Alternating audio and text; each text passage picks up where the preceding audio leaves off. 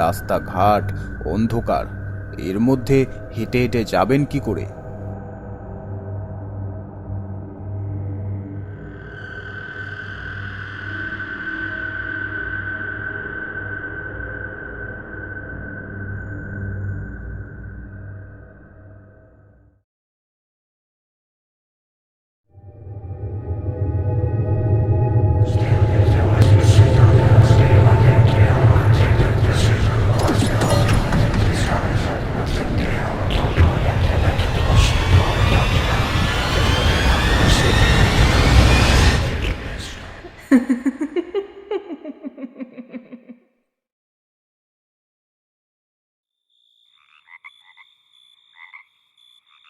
সময়টা সন্ধে ছাড়িয়েছে। চণ্ডীতলা গ্রামের রেল স্টেশনে শেষ ট্রেন এসে দাঁড়িয়েছে, তা প্রায় বেশ কিছুক্ষণ হলো। এটাই তার গন্তব্যের শেষ স্টেশন। নিম্নচাপের এক টানা বৃষ্টি যেন তখন একটু বিশ্রাম নিচ্ছে। চারিদিক জলমগ্ন। এই সময় স্টেশনের মুখের কাছে দাঁড়িয়ে আছে পুবপাড়ার দুজন লোক, হরেন চক্রবর্তী আর শ্যামল মুখার্জি। একঘেয়ে বৃষ্টি হয়ে চারিদিকে যাচ্ছে তাই অবস্থা। এই গ্রামে গঞ্জে থাকলে এরকমই হবে। এর থেকে শহরে থাকা অনেক ভালো। তাও ভাগ্য ভালো যে বৃষ্টিটা এখন একটু থেমেছে, না হলে এইখানেই দাঁড়িয়ে থাকতে হতো। সে না হয় ঠিক আছে, কিন্তু বৃষ্টি কমলেও বাইরে তো কোনো ভ্যান বা রিক্সা দেখছি না। তাহলে এতটা পথ যাব কি করে? হেঁটে হেঁটেই যেতে হবে, আর কি করব? আপনারা কি পাগল হয়েছেন নাকি?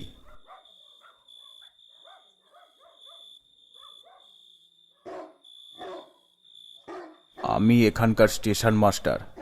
বৃষ্টিতে এই চণ্ডীতলা গ্রামের অবস্থা খুব খারাপ। তার উপরে গত কয়েকদিন ধরে গ্রামের কোনো জায়গায় বিদ্যুৎ নেই।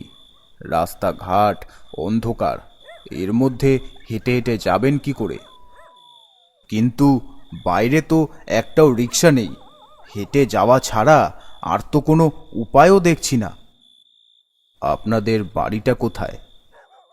আমাদের বাড়ি পুবপাড়ার দিঘি পাড়ে। ও বাবা, সে তো বেশ দূর। আর ওই দিকটা তো পুরো জলে ঢেকে গেছে। রাস্তাঘাট জলে ভরা, তার উপর আবার বিদ্যুতের তার ছিঁড়ে রাস্তার কিছু কিছু জায়গায় পড়ে আছে। ওখানে হেঁটে হেঁটে যাবেন না, গেলে আপনারাই বিপদে পড়বেন। এরপর স্টেশন মাস্টার ওখান থেকে চলে যায়।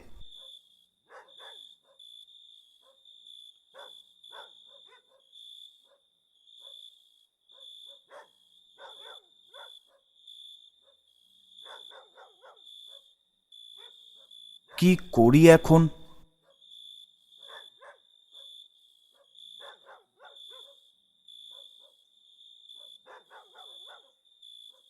এদিক ওদিক তাকাতেই শ্যামল মুখার্জি দেখতে পেল বেশ একটু দূরে অন্ধকারে একটা ভ্যান দাঁড়িয়ে আছে।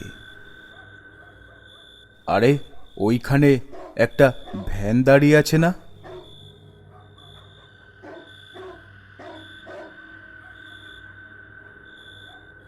হ্যাঁ, তাই তো। চল গিয়ে দেখি আমাদের নিয়ে যায় কিনা। হ্যাঁ, চল চল।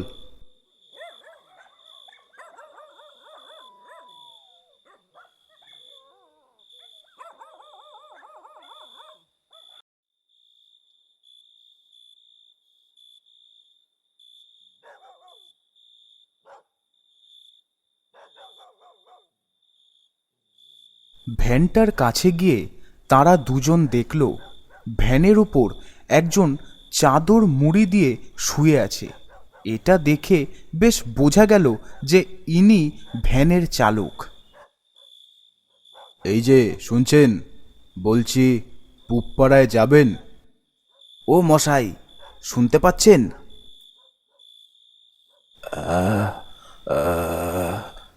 কি হয়েছে বাবু?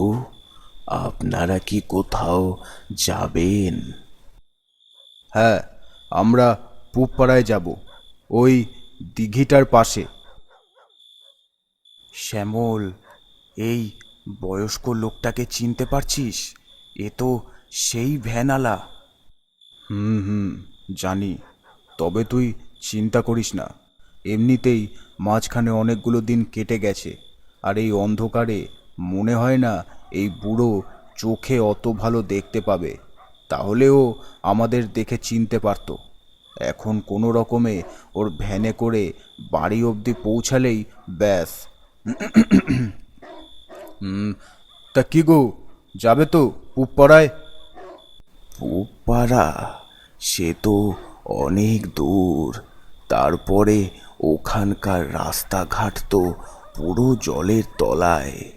এমনিতেই এই অন্ধকার, তার সাথে সাথে বয়সও হয়েছে, ঠিকঠাক চোখেও দেখি না, আর শরীরটাও খুব ক্লান্ত। না না বাবু, পুবপাড়ায় আমি যেতে পারবো না। আরে পারবে পারবে, ঠিক পারবে। সে না হয় তোমাকে ভাড়াটা একটু বেশিই দেব। দেখো, আমাদেরও ওখানে যাওয়াটা দরকার, আর তোমারও কিছু বেশি উপার্জন হয়ে যাবে। নাও, চলো চলো। আহ না, মানে আমি... আর কথা বলো না, তাড়াতাড়ি চলো, আমাদের দেরি হয়ে যাচ্ছে। আচ্ছা, ঠিক আছে, বসুন।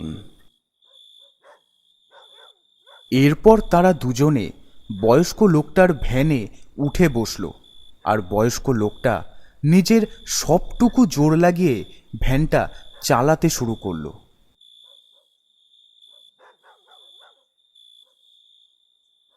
রাস্তাঘাট ঘুটঘুটে অন্ধকার, সারা গ্রামে বিদ্যুৎ বিচ্ছিন্ন, তাই কোথাও আলোর রেশটুকুও নেই।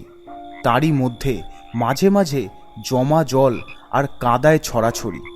চোখে পরিষ্কার দেখতে না পেলেও কোনো রকমে ওই কাদার মধ্য দিয়েই ভ্যানটাকে চালিয়ে নিয়ে যাচ্ছেন ওই বয়স্ক লোকটি। কিরে, তুই তখন বললি ভাড়া বেশি দিবি, সত্যি নাকি? আরে দূর, ও তো ওরকম একটু বলতে হয়। বেশি তো দূর, দেখ না, একটা পয়সাও দেব না। সে কি রে, ও কি আমাদের ছেড়ে দেবে? কি আর বলবে, এমনি তো ভালো চোখে দেখে না, সেরম বাড়াবাড়ি করলে ভ্যান থেকে নেমে অন্ধকারে হাঁটা লাগাবো, আর আমাদের খুঁজেই পাবে না। দেখ না, আবার ওকে ঠকাবো।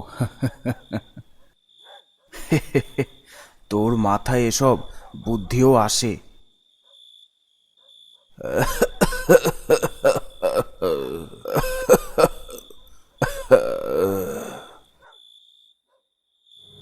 তোর কি মনে হয় এই বুড়োটা সত্যি আমাদের চিনতে পারেনি, নাকি চিনেও না চেনার ভান করছে? হয়তো এরকমভাবে আমাদের গ্রামের আরেকটু ভেতরে নিয়ে গিয়ে মানুষজনের হাতে ধরিয়ে দেবে। ধুর, কিচ্ছু হবে না। দেখছিস না, বুড়োটা চোখে ঠিকঠাক দেখে না, তারপর এরম অন্ধকার, ও তো আমাদের ভালো করে দেখতেই পারবে না। তা চেনা তো অনেক দূর, আর মাঝখানে এতগুলো দিন কেটে গেছে, ও সব ভুলে গেছে। দেখ গিয়ে, এরম করে কতজনকেই তো ঠকালাম, কই কেউ কিছু করতে পারলো? আরে প্রমাণ কই? আচ্ছা দাঁড়া, একটু খুঁচিয়ে দেখি। আচ্ছা, তোমার নাম কি? তুমি থাকো কোথায়? আমার নাম বিপিন। আমার বাড়ি গ্রামের ওই কোনায়, ওই খেলার মাঠটার পাশে। এই রাতে, এরকম বৃষ্টির দিনে একা একা তুমি ওই স্টেশনের সামনে ভ্যানের ওপরে শুয়েছিলে কেন? বাকি কোনো ভ্যান বা রিক্সা তো ছিল না, সবাই বাড়ি চলে গেছিল। তা তোমার ভয় লাগছিল না? আসলে শেষ ট্রেনটার জন্য অপেক্ষা করছিলাম, যদি কোনো যাত্রী পাই এই আশায়। কিন্তু ট্রেনের অপেক্ষা করতে করতে কখন যে চোখটা লেগে গেছিল বুঝতেই পারিনি।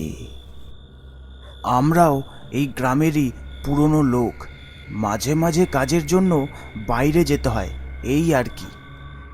ও,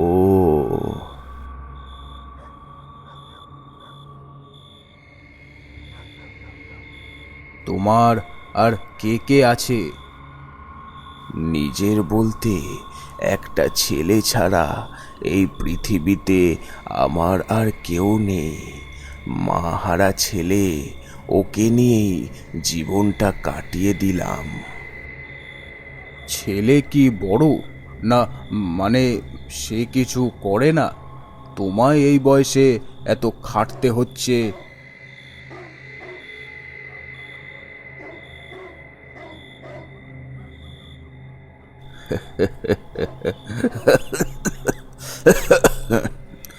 সবই কপাল, কপালকে তো আর ঠোকরাতে পারি না।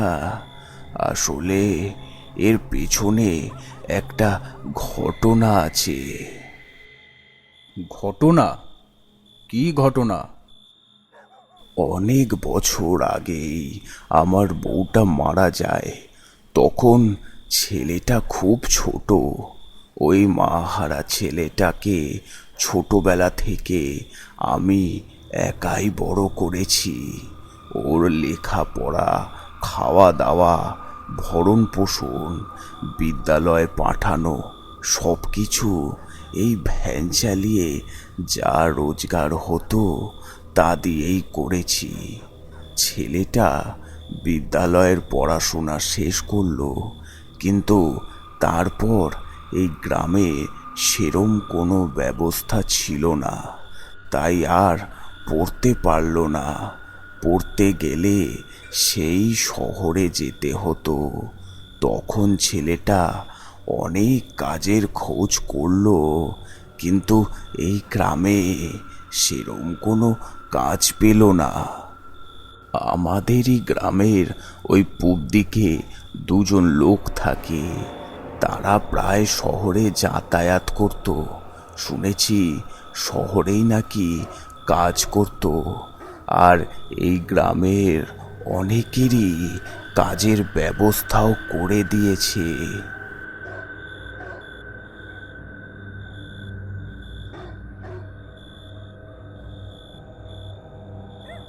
তাই একদিন সকালে ওদের দুজনকে গ্রামের একটা চায়ের দোকানে বসে থাকতে দেখে আমি ওদের কাছে গিয়ে বললাম,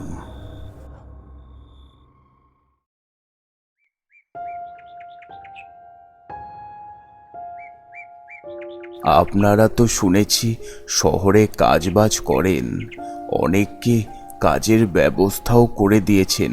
তা আমার ছেলেটারও একটু শহরে কাজের ব্যবস্থা করে দিন না। হ্যাঁ, সে করে দিতেই পারি। তা তোমার ছেলে কতদূর লেখাপড়া করেছে? বিদ্যালয়ের পুরোটাই তো পড়েছে। তবে আপনারা চিন্তা করবেন না, আমার ছেলেটা পড়াশোনায় খুব একটা খারাপ ছিল না। ঠিক আছে, ওতেই হবে। তবে এটা শহরের কাজ তো, এরকম ভালো কাজ পেতে গেলে প্রথমে কিছু টাকা দিতে হয়। তবে বেশি নয়, ওই ধরো 5 লাখ মতন। ওই টাকাটা দিলেই তোমার ছেলের কাজ একেবারে পাকা। আর একবার কাজ পেয়ে গেলে তারপর তো মোটা মায়না, কোনো চিন্তা নেই। তবে টাকাটা কিন্তু লাগবেই। তুমি চিন্তা করো না, একবার কাজটা পেয়ে গেলে তো ও যা মায়না পাবে তাতে কয়েকদিনের মধ্যেই ওই টাকা আবার জোগাড় হয়ে যাবে। হ্যাঁ, এত টাকা? কিন্তু এত টাকা আমি কি করে জোগাড় করব? দেখো, টাকাটা তো লাগবেই, তা না হলে তো হবে না। যদি জোগাড় করতে পারো তাহলে ওই যে দিঘিটা, ওই দিঘিটার পাশেই আমাদের বাড়ি, ওখানে গিয়েই টাকাটা দিয়ে এসো, ঠিক আছে? আমরা এখন চলি।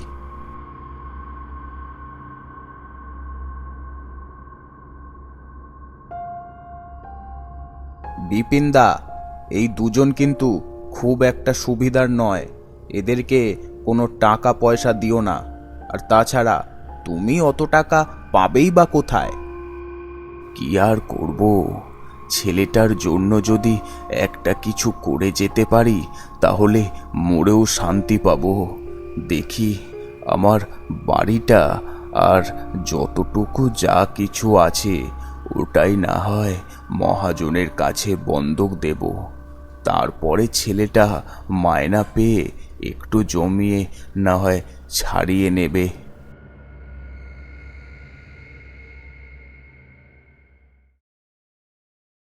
তারপর আমি আমার বাড়ি আর যা কিছু ছিল সব গ্রামের এক মহাজনের কাছে বন্ধক রাখলাম। আর তার থেকে পাওয়া টাকাটা গিয়ে দিয়ে এলাম ওই দুজনের কাছে। তারা বলল তারা শহরে যাবে আর 2-3 দিনের মধ্যে এসে আমার ছেলেকেও নিয়ে যাবে। এই বলে তারা চলে গেল।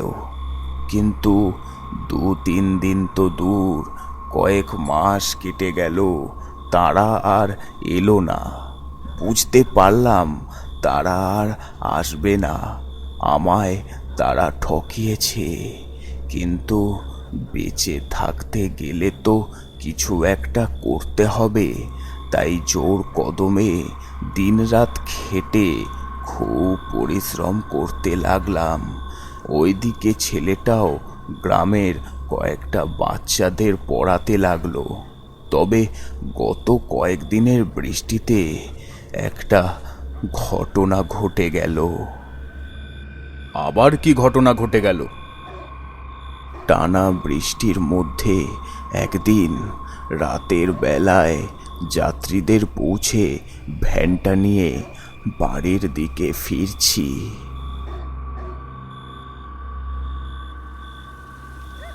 রাস্তাঘাট পুরোই জলের তলায়। নিম্নচাপের বৃষ্টি যেন পুরো গ্রামকে গিলে খেয়েছে।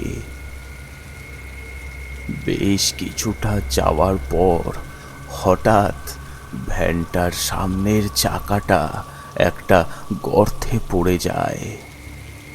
তখন আমি নিচে জলের মধ্যে নেমে সেটাকে তোলার চেষ্টা করি। ঠিক সেই সময় ঝড় বৃষ্টিতে আর হাওয়ায় বিদ্যুতের একটা তার ছিঁড়ে পড়ল ওই জলের মধ্যে।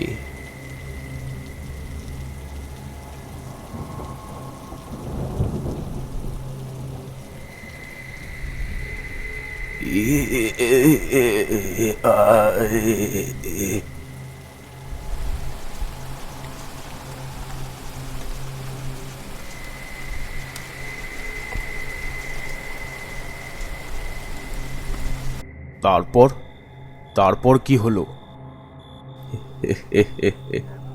আমাদের মতো গরিব মধ্যবিত্ত মানুষদের সাথে কি হয় তার কি কেউ খবর রাখে বাবু?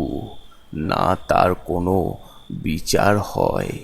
প্রতিদিনই তো এরকম কত মানুষের জীবনে কত কিছু ঘটছে, তাতে কেউ নিজের মূল্যবান সম্পদ হারাচ্ছে আর নয়তো হারাচ্ছে এই মূল্যবান জীবন।